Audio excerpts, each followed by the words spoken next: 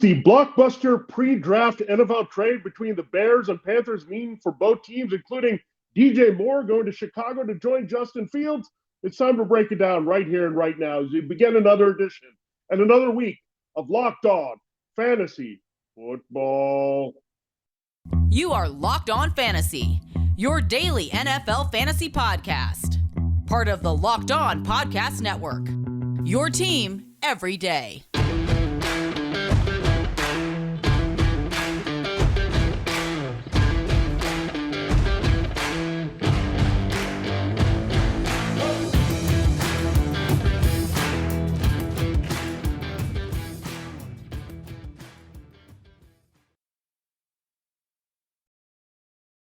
Greetings, everyone, and welcome to another edition of the Locked On Fantasy Football Podcast. As usual, I'm your host, Vinnie Iyer. When I'm not doing this, I'm writing about NFL and fantasy football for sportingnews.com. It's a new week. We said NFL free agency was right around the corner. The legal tampering period begins at noon today, Monday. So we're giving you this breakdown that you need to know before that, however, because right around dinner time on Friday, we had a blockbuster go down. The biggest trade so far of the 2023 NFL offseason. The Chicago Bears moved the number one overall pick to the Panthers for multiple first rounders, including this year at number 9 overall, one next year, plus a couple second rounders, including 61 overall this year.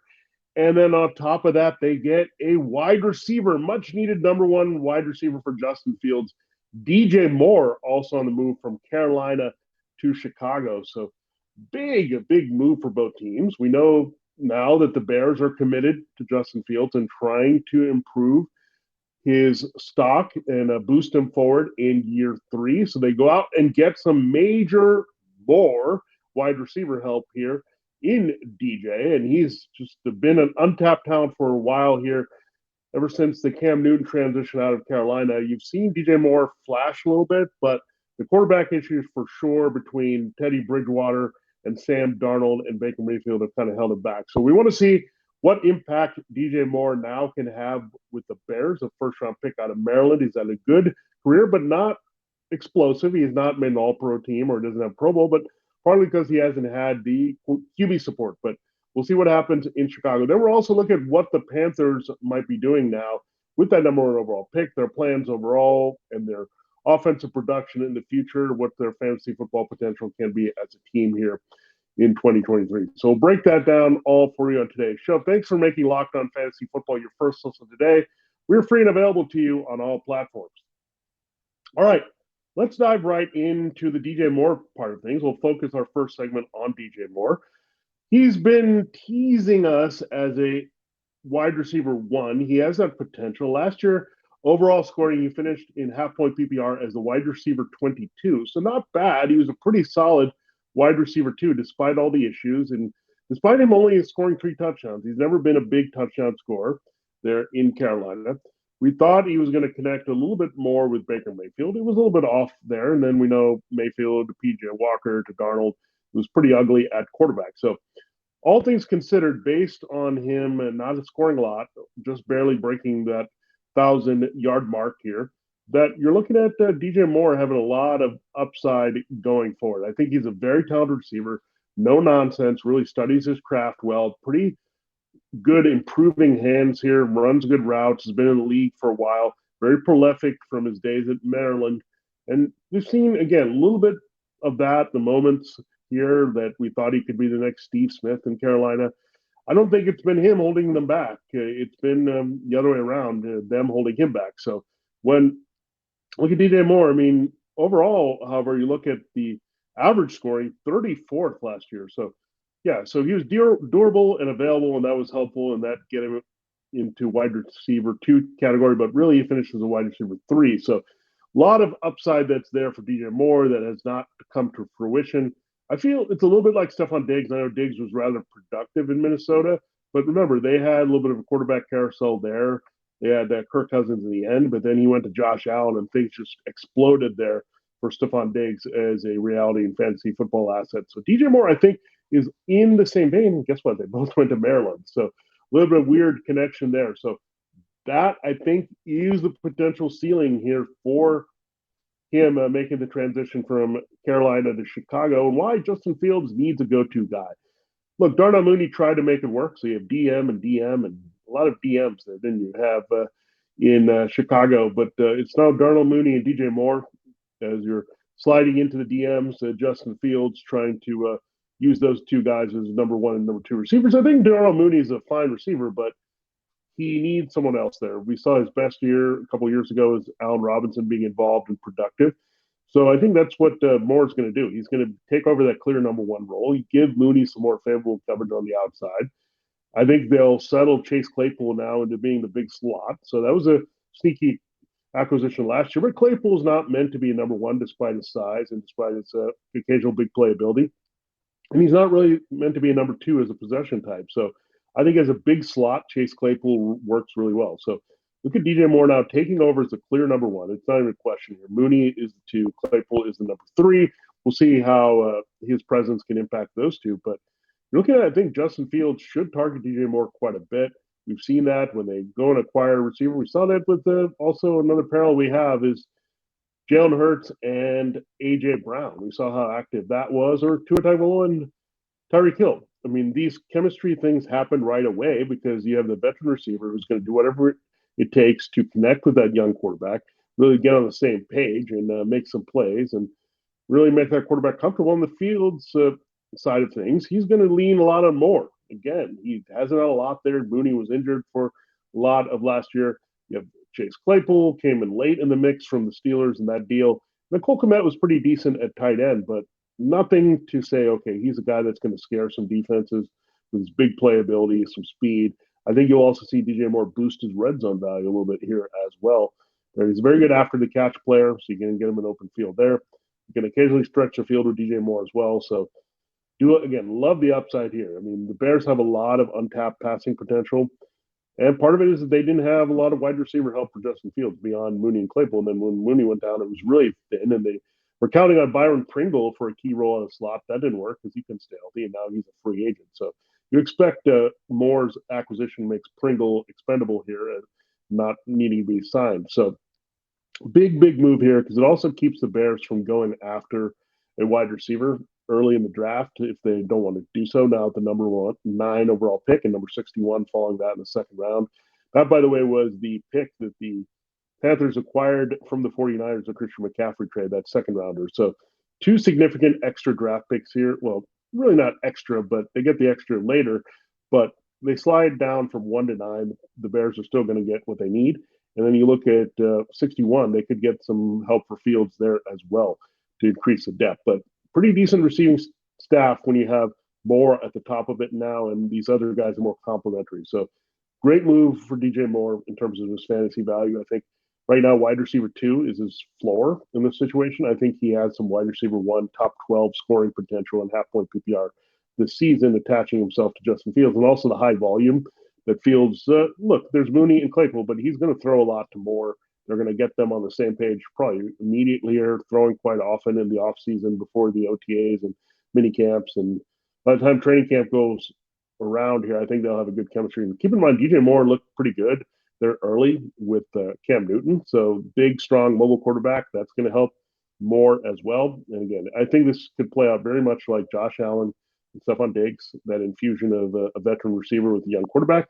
And then right there with it, A.J. Brown and John Hurts. Now, I'm going to say that Moore is going to produce at that level, those elite wide receivers. No, but he's going to be in the conversation there as a top 15 guy and be a potential borderline wide receiver 1 in fantasy. So I'm really excited here for DJ Moore. So great move for him in fantasy. He was the biggest asset that has improved his value, except for one. There's one that improved their value a little bit more along this trade. We'll break that down for you. It is Justin Fields, spoiler alert, having this type of receiver. So we'll break down the effect on Justin Fields, what it means for Mooney, what it means for Claypool, what it means for Cole Kmet, what it means potentially for the running game of the Bears. So all that with the fall. Then in our final segment, we'll focus on what the Panthers might be doing with that number 1 overall pick and what their offensive direction might be with Frank Reich and Thomas Brown as the new main offensive principals and the coaching staff, and what they could do to improve here this season, off season ahead of that for sure. Now, we do have a exciting new game to tell you about, and we've talked about it for quite a while now, but it is the offseason of the NFL, so there's a game that you can check out that's going to get you into the action here. And we know it's the legal tampering period here for GMs, and you're probably thinking, I wish I could play GM and try to have fun with that. Owners' meetings and all these things they've decided. We're going to get the schedule coming up soon. You're getting ready for the draft after the combine. Well, if you want to put yourself in the shoes and cap of these scouts and evaluators in the NFL and play your own GM, you got to play Ultimate Football GM. Today's episode is brought to you by Ultimate Football GM. You've heard me talk about this mobile game app, and if you ever thought you'd make a good GM, you got to give this a try. It's not as easy as you might think to create a dynasty. When you play Ultimate Football GM, you get to control and manage every strategic aspect of your team as you play through seasons and lead your team to glory, trying to build a historic dynasty. Really, it's a lot of fun. We had a league there for the Locked On hosts. It was a tough game to play, but the only way you can get better is keep playing and download it and have a lot of fun doing it. So I was learning the game, learned a lot more about how to build a roster with salary cap. So it's great for that as well. With Ultimate Football GM, you're responsible for controlling the destiny of a franchise by hiring the right coaches and coordinators, which is important for a lot of teams now in the NFL for real. Managing all the finances, including negotiating player salaries and terms. That's super important with free agency about to start. And you get to navigate your franchise through free agency, which is right now, the draft, injuries, player personnel issues, and all the ups and downs of an offseason and regular season. So a lot of fun simulating that, and it really is a challenging game.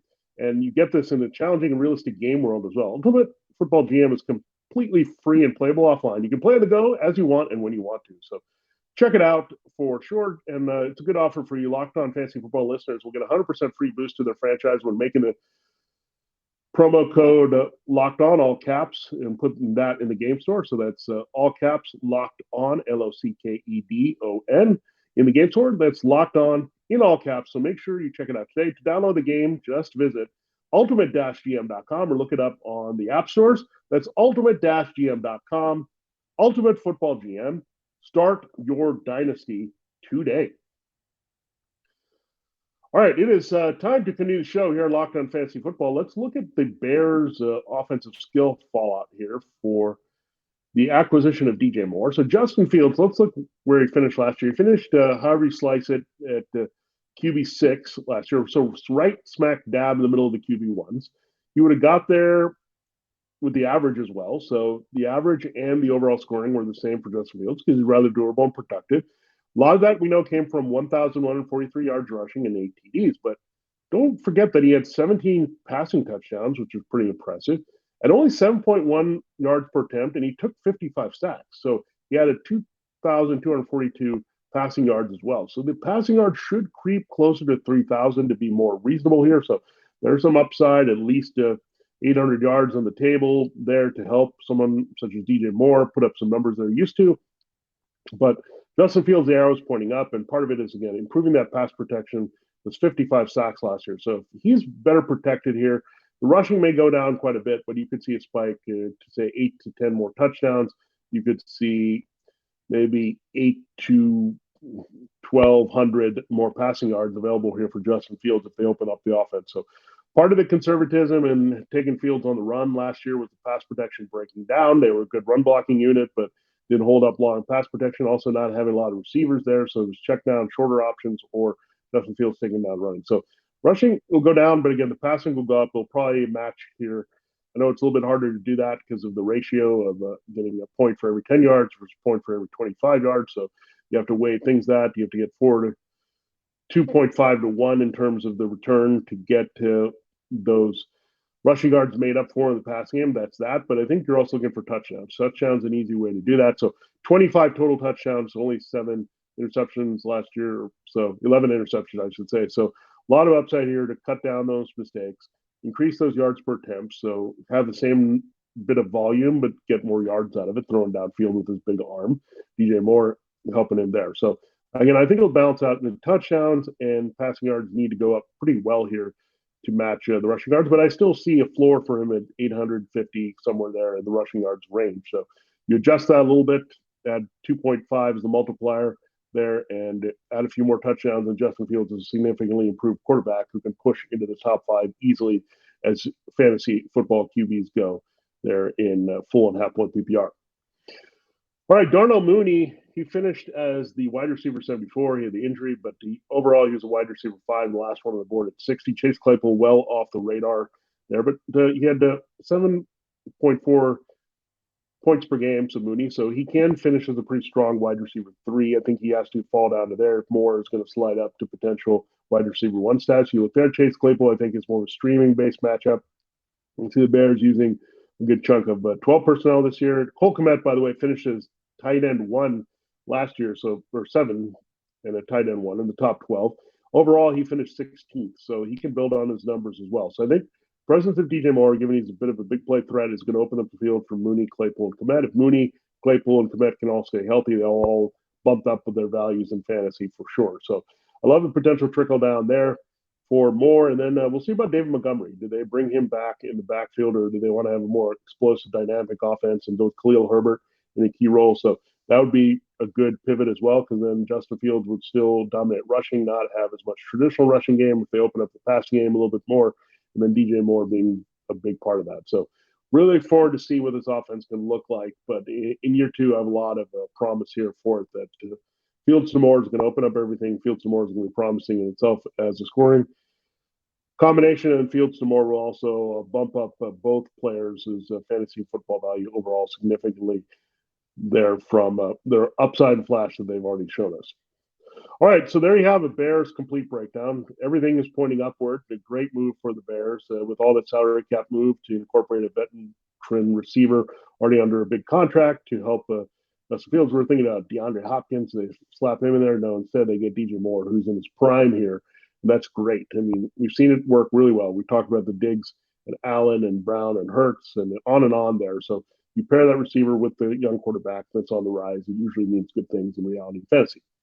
All right, we'll get into what this means for the Panthers side of things, because there's a little bit of an unknown on that side. We know that based on who they might take there. But before we do that, it is the NBA second half of the season, and it's exciting here. There are some injuries we're navigating through, but still a lot of active players trying to finish strong. It's a perfect time to download FanDuel, America's #1 sportsbook, because new customers get a no sweat first bet up to $1,000 at FanDuel Sportsbook. That's bonus bets back if your first bet doesn't win. Just download the FanDuel Sportsbook app. It's safe, secure, and super easy to use. Just a few clicks away there from putting down your wagers and checking things out there. And some good stuff all around. The NFL, we've transitioned from point spreads and totals and all that stuff. We still have that in the NBA, but there's more things you can look at, including the three-pointers drained, leading point scorer. So a lot of good stuff there. And you can also, of course, bet on the money line. And then if you really want to go bigger, you can combine your bets for a chance at an even bigger payout with the same game parlay. So check it out. Really, it is easy. Just download the app, safe, secure, super easy for you, and you can trust it to play the game for you well. So don't miss the chance to get your no sweat first bet up to $1,000 in bonus bets when you go FanDuel.com/lockedon. Again, go to FanDuel.com/lockedon to learn more. Make every moment more with FanDuel, an official sports betting partner of the NFL, NBA, and Locked On Fantasy Football. All right, it is time to close the show and look at the Panthers version of this trade. So Bears, everything's up. We're optimistic about the Bears. Now, the Panthers, we're optimistic that they're going to get out of this quarterback cycle post Cam Newton of Teddy Bridgewater and Sam Darnold and Baker Mayfield. That's going to be broken here with either CJ Stroud or Bryce Young. We're not sure exactly where they go. Like, some conventional wisdom says Stroud fits better with the Frank Reich pocket sensibility. He's getting the ball out quickly, that rhythmic passing game. You also look at Thomas Brown, who worked with Matthew Stafford in Los Angeles. So we saw what the Colts had the last couple of years: Carson Wentz and Phillip Rivers and Matt Ryan, that type of quarterback. It's not the mobile, moving around quarterback. So we'll have to see how that plays out here. But you're looking at Frank Reich making that transition. I don't think you'll see too much there away from Sam Darnold, Baker Mayfield type. So that would say it more leans on CJ Stroud. I mean, you could look at Mayfield, that they did appreciate a shorter quarterback there, but it's a different coaching staff now. I think Stroud fits more in what they want to do, but Stroud or Young are going to stabilize the passing game for the Panthers. They really need it, create a little bit more upside. I would figure that player starts right away, given Mayfield was already released last year and now is a free agent via the Rams. Sam Darnold is out there on the market.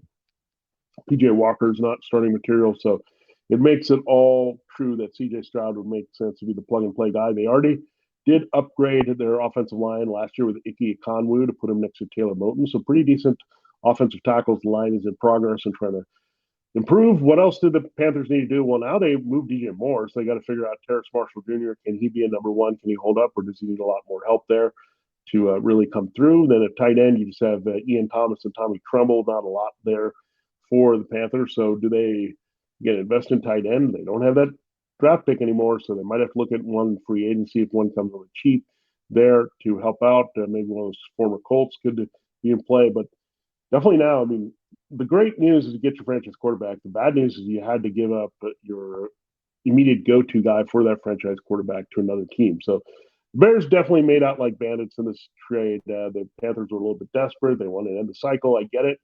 But Stroud or Young have to just be superstar guys here by year two, or it's going to be a real disappointment there. So, again, Dr. Foreman, wide receiver, tight end, these things can be greatly addressed now with whatever's left in the draft capital of free agency spending for the Panthers to improve their team.